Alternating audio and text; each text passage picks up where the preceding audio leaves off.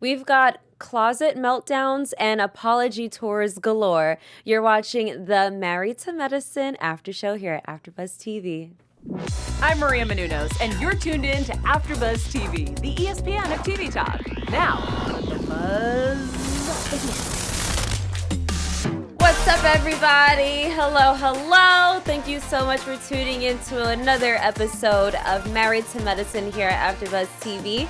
I am your host, Breanna, Chianne, and I have a guest co-panel here, Miss Kittie Kaboom. What up? I don't know if you can see me or not. I was trying to emulate the little things that be in like the car dealership. Oh, the ones that's like right. this. I was like, I'm into it. I'm moving in the wind, people. Kittie and I are usually on the Life and Love After Lockup after shows, but today she's filling in because Alexis couldn't stay with us today. Yeah. We're going to be wrapping up the last episode of Married to Medicine. Mm-hmm.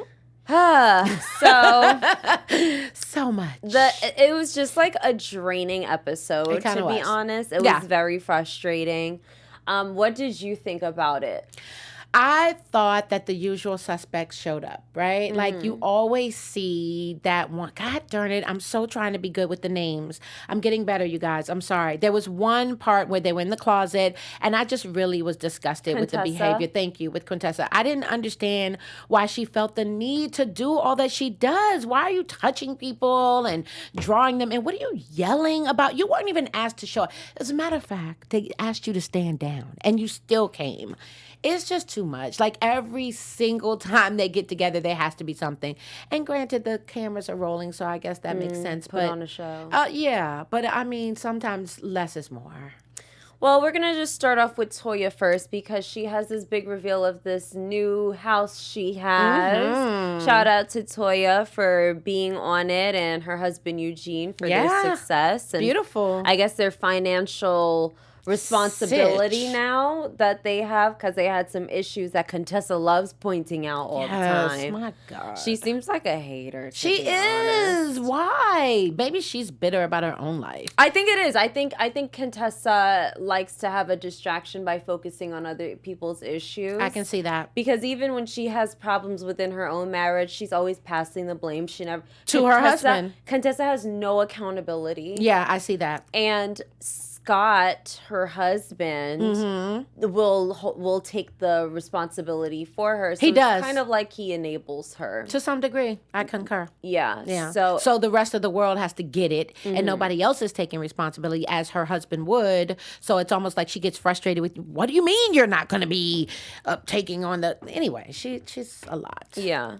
So with Contessa, she's getting to... finish school, and she's taking that more seriously now that she and Scott had that breakthrough in therapy. And Scott is actually more supportive now. Surprisingly.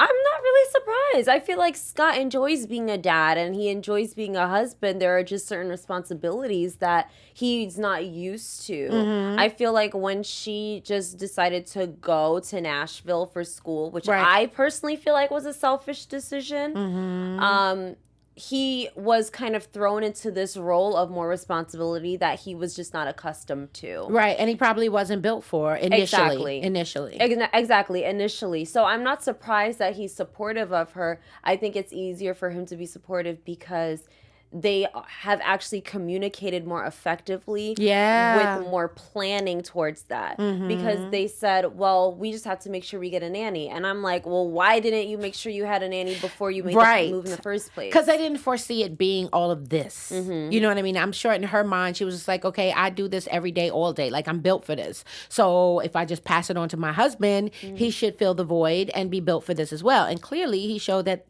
not so much. Yeah. Like, he didn't fail necessarily. You know, he just was a little, as men are, kind of just a little rough around the edges, a little frayed. Things that we would nip and tuck. He was just more like, oh, let it hang out. Yeah. Which is not necessarily a bad approach, but it's just not our way of doing things. Exactly. We're a lot more methodical. Exactly. And we want, like, we wash dishes, then we clean the counter, then we wipe down the sink, then we, you know what I mean? Whereas guys are just like, the dishes are clean. What's the problem? Because the stove is nasty. That doesn't ever dawn on them. So, a little analogy there. A little washing dishes analogy. Scott also admitted that he said he felt unappreciated. Do you think it's fair of him to feel unappreciated? Because he basically said, like, he feels like he did what he could do, and it went unnoticed. And it wasn't enough for her. Do you think that's a fair statement for him to say? Like, do you, as a viewer, feel like he did everything that he could do? I definitely do.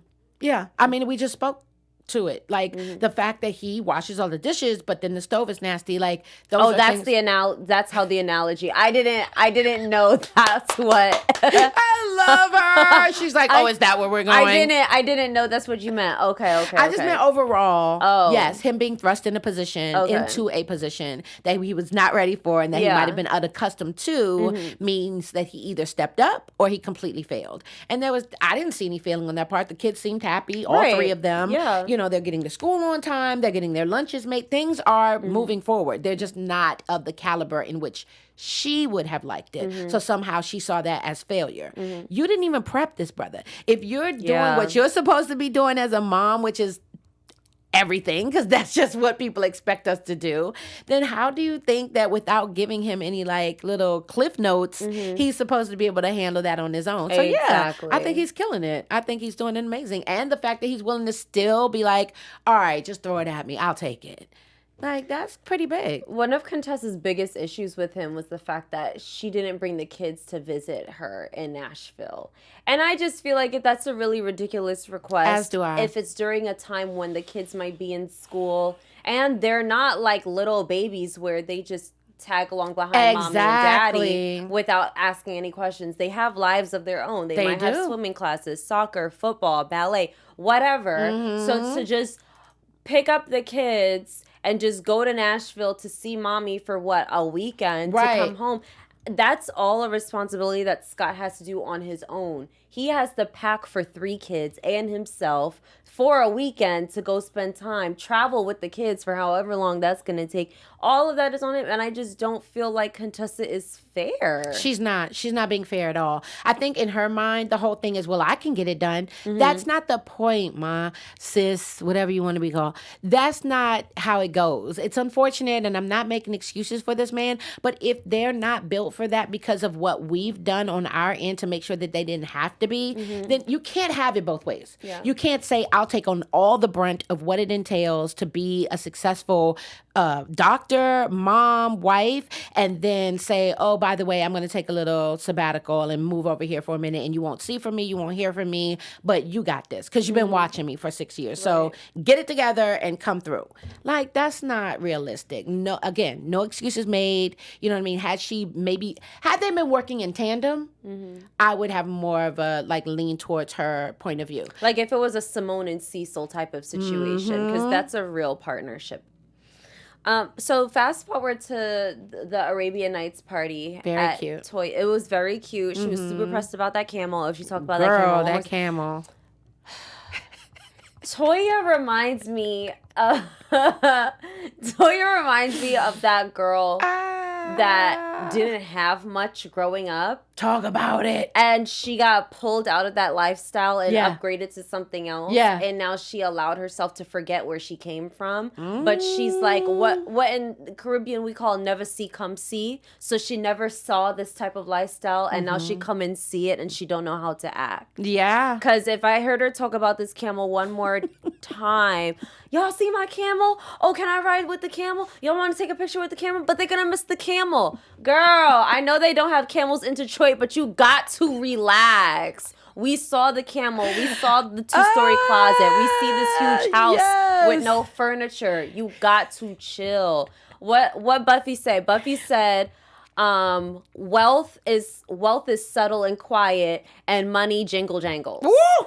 Talk about it. And Toya jingle jangles. She does jingle jangle. And she doesn't even know how to pull her slip down and be, sit in the corner and be like, maybe I'm jingle jangling. Maybe I should relax. Right. It's like chill. When she's shown this or a mirror is put in front of her, she literally becomes the antithesis of that mirror reflection. She's like, oh, I'm screwing up? Well, let me take it to the bridge and just go over, right? Yeah, she doesn't know how to be like, relax. Oh, am I jingle jangling? Maybe I should sit over in the corner and just be quiet. Yeah, do it more. And that's because because everybody has accepted her personality as the one who just does too much and The she's one extra. thing that I absolutely abhor, you're not familiar with that word, look it up, ABHOR, is when adults allow other adults to get away with things and have the nerve, the gall to be like, oh, well, that's just Breanna. That's just how I can't stand it.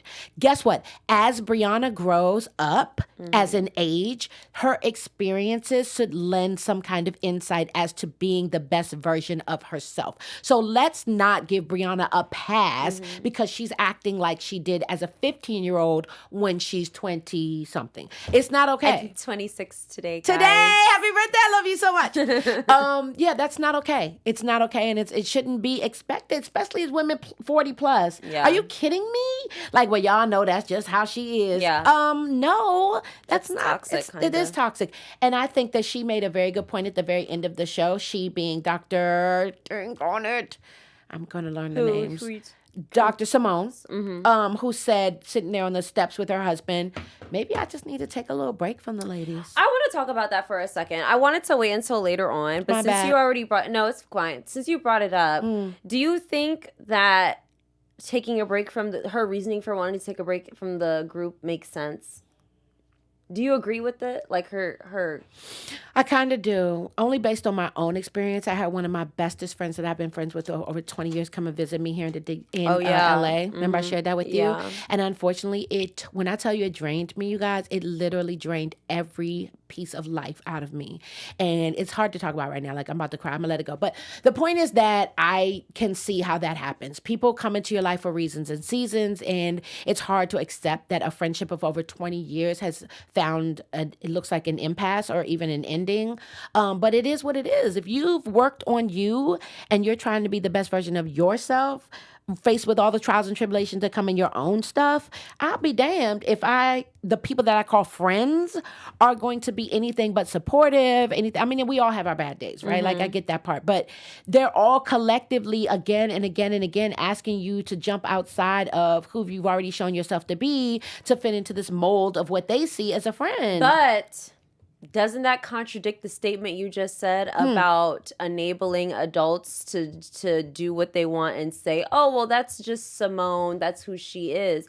Because if I'm your friend and I'm telling you on a regular basis, you insult me in the way you said this or the fact that you said that, and you are always apologizing to me for always insulting me. Right. I should have the right to tell you as my friend, this is how I feel. Right. And if you decide I need a break from this friendship because I'm always insulting you and I'm tired of always apologizing. Yeah. Shouldn't you take a minute and say, well, you know what, maybe I should look at the way I'm coming off. But isn't that what she's saying? And correct my... By taking a break, that is what she said. To me, it sounded like that's what she's saying. It sounded like she's saying, I'm taking a break from the group because I'm tired of apologizing all the time, versus saying, I want to learn what I'm doing wrong in my communication that's causing people to feel the way they do. Feel like that I owe them an apology. Well, here's the thing with that. Taking a break is still taking a break is still taking a break. So taking that break that she's saying that she might need to do, prayerfully, in her ability to say, I'm sick and tired of apologizing, she's able, because it's just her now, right? Like, she doesn't have anybody to show her the mirror. So if you are only by yourself, all that arguing and fighting and whatever else is just between you and your mirror. I guess what I'm saying is I hope that she takes this opportunity to see it as a learning lesson for herself. Who knows how it's going to turn out. Simone is very stubborn, so I wouldn't even expect that of her. But that's not an impossibility. It might actually happen, especially since she doesn't have anybody around to enable her. Her husband could. Yeah, he could. Her husband definitely could. And on top of that, Jackie is an OG of the group, and everybody, and Mariah even made the comment to Buffy herself, said, if you tell Jackie that her eyelash is crooked, you're going to be kicked out the group.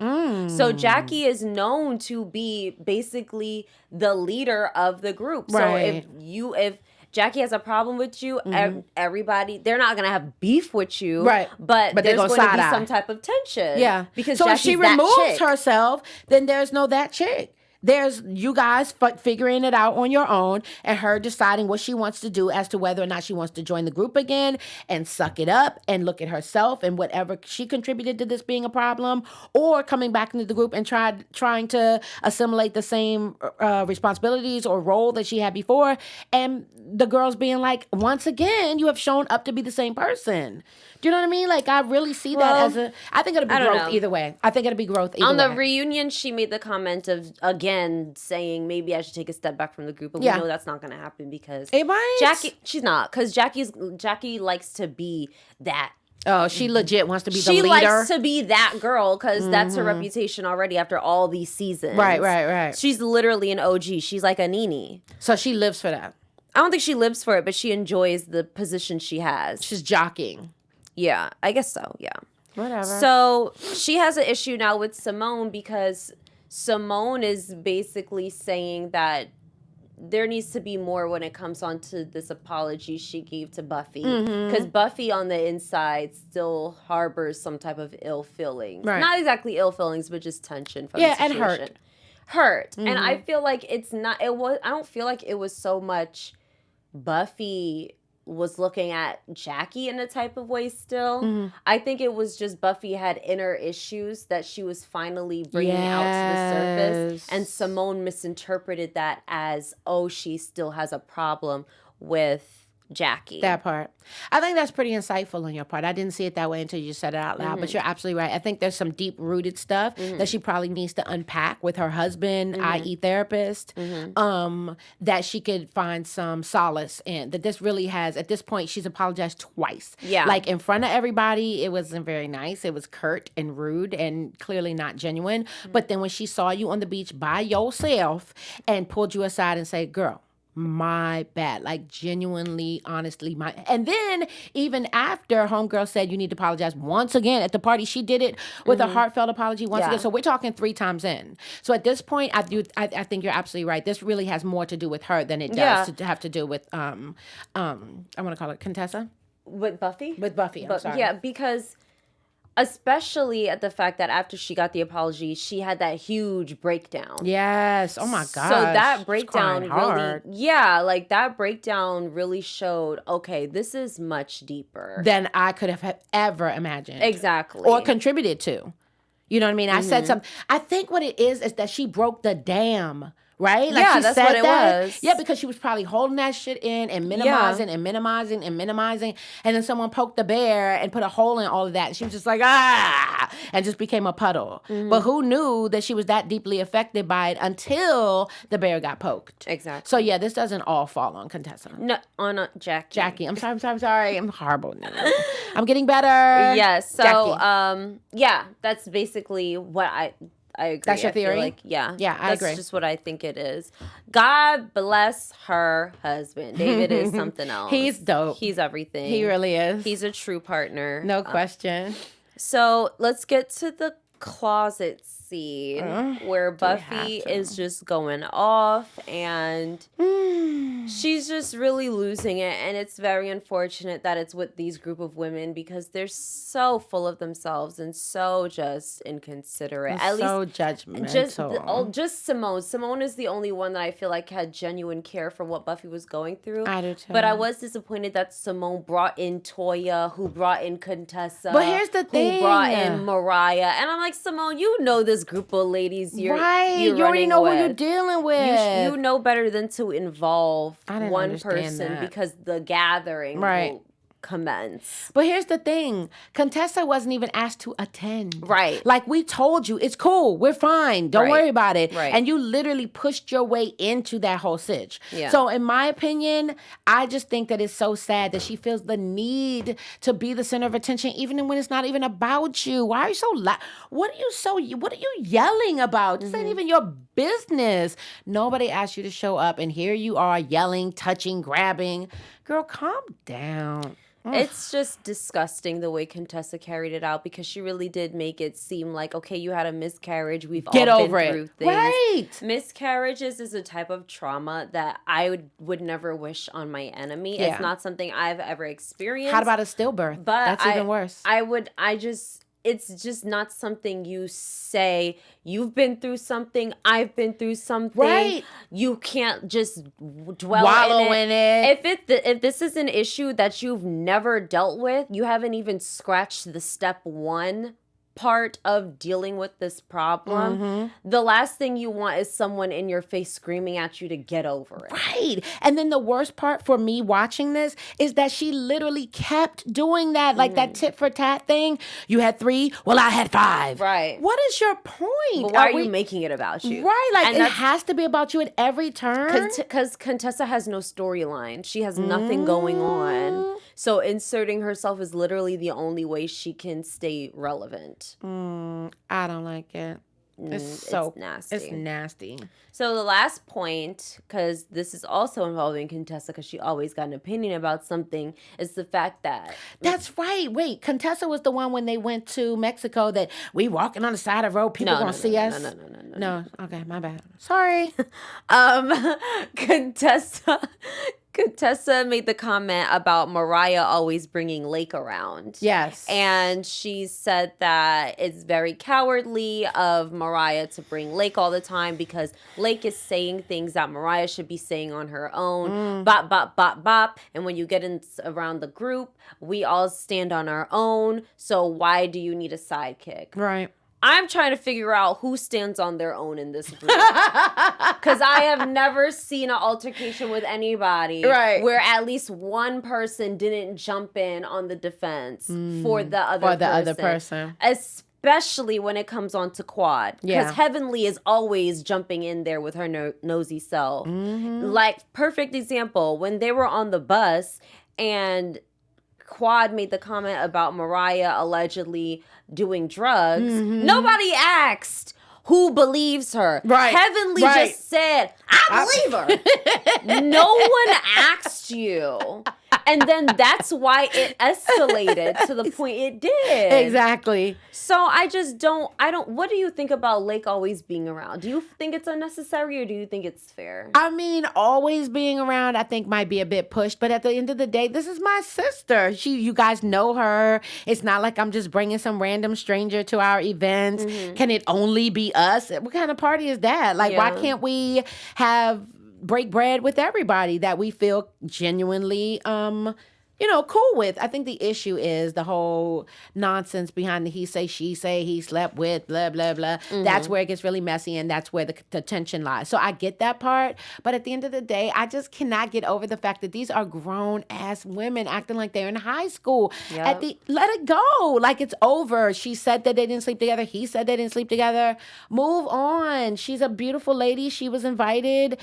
Yes, via third party, but still we invite the third party and we respect the third party to make good decisions. Honestly, I don't have a problem with them. So Heavenly always being messy. She was talking to Quad about how she's wishing the best for her divorce and finalizing things. And Heavenly kind of was shady and said, there are a lot of women in this group who are looking at you and probably envious and wish that they could have walked away like how you did. I don't feel like it is fair of Heavenly to make a comment like that.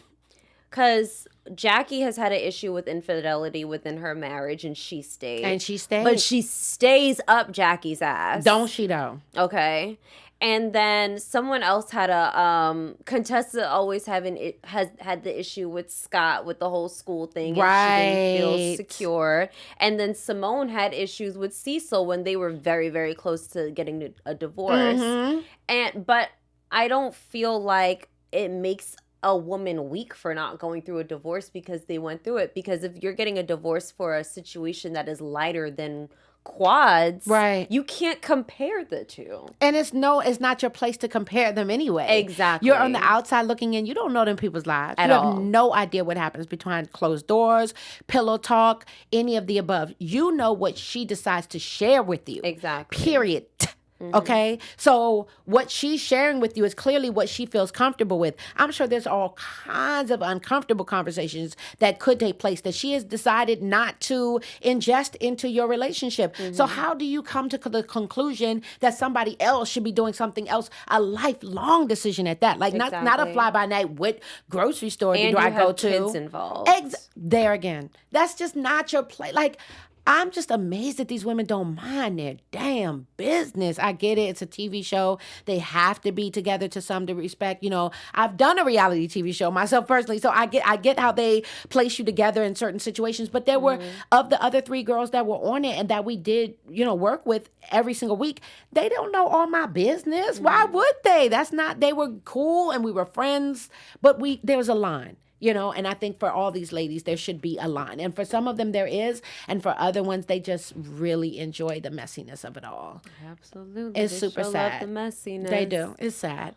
Well, I would love to get a special announcement to our listeners, if you don't mind. Not at all. Hey, guys. You already know what it is. We really, really, really appreciate you. This is about you and thanking you so much for being a part of our family.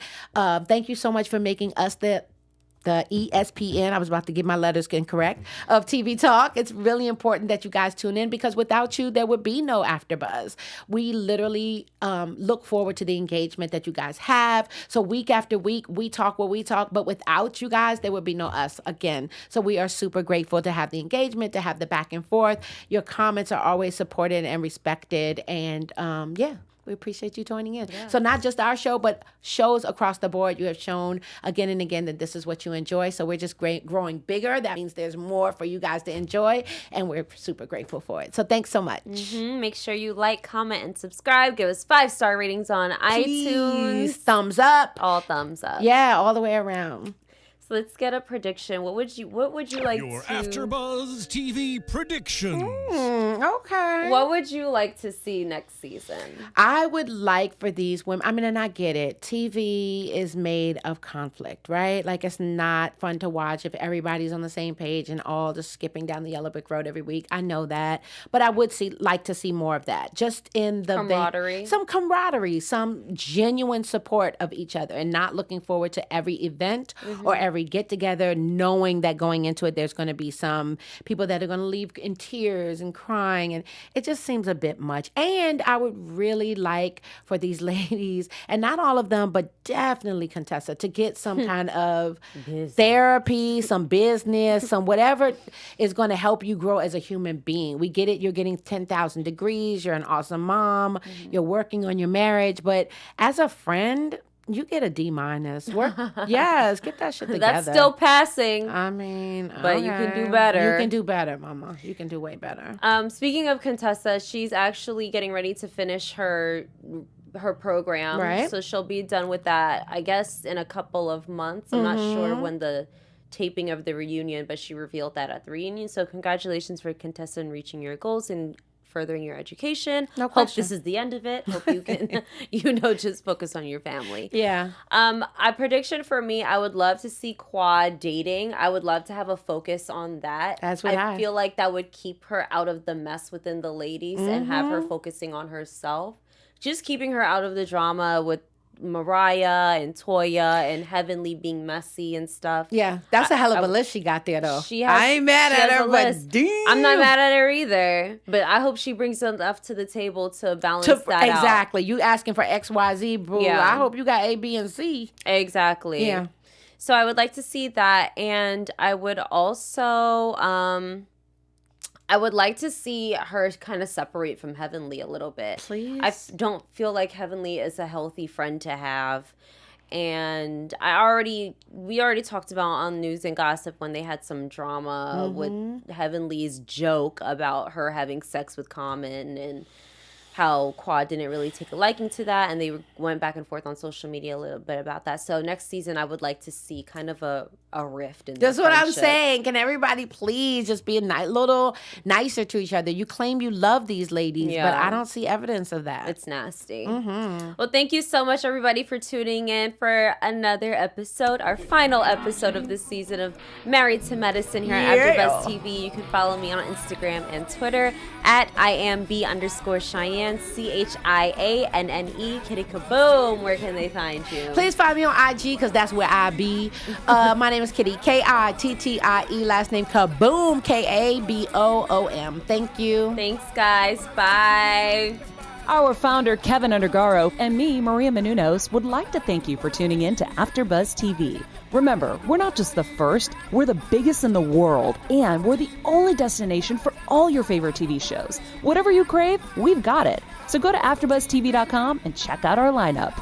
Buzz you later. The views expressed herein are those of the hosts only and do not necessarily reflect the views of AfterBuzz TV or its owners or principals.